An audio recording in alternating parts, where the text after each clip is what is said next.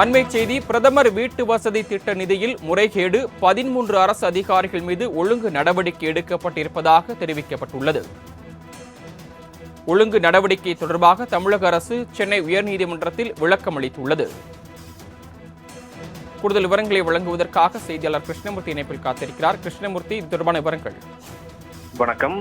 பிரதமர் வீட்டு வசதி திட்டத்தின் கீழ் கிருஷ்ணகிரி மாவட்டத்திற்கு ஒதுக்கப்பட்ட நிதியை கையாடல் செய்த அதிகாரிகளுக்கு எதிராக நடவடிக்கை எடுக்க வேண்டும் என்று கங்காதரன் என்பவர் சென்னை உயர்நீதிமன்றத்தில் கடந்த 2011ஆம் ஆண்டு ஒரு பொதுநல வழக்கு ஒன்றை தாக்கல் செய்திருந்தார்.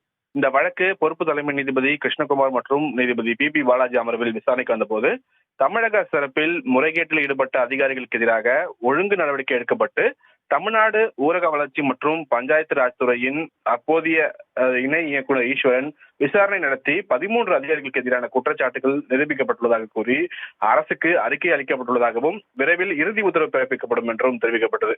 மேலும் கையாடல் செய்த பணத்தை வசூலிக்கும் நடவடிக்கைகளுக்கும் எடுக்கப்பட்டுள்ளதாகவும் அரசு தரப்பில் தெரிவிக்கப்பட்டது. இதை பதிவு செய்து கொண்ட நீதிபதிகள் முறைகேட்டில் ஈடுபட்ட அதிகாரிகள் அடையாளம் காணப்பட்டு அவர்கள் மீது நடவடிக்கை எடுக்கப்பட்டுள்ளதால் இந்த உத்தரவும் பிறப்பிக்க அவசியம் இல்லை என்று கூறி இந்த வழக்கை முடித்து வைத்திருக்கிறார்கள். சரவணன், தாங்கள் வழங்கிய விரிவான தகவல்களுக்கு நன்றி கிருஷ்ணமூர்த்தி.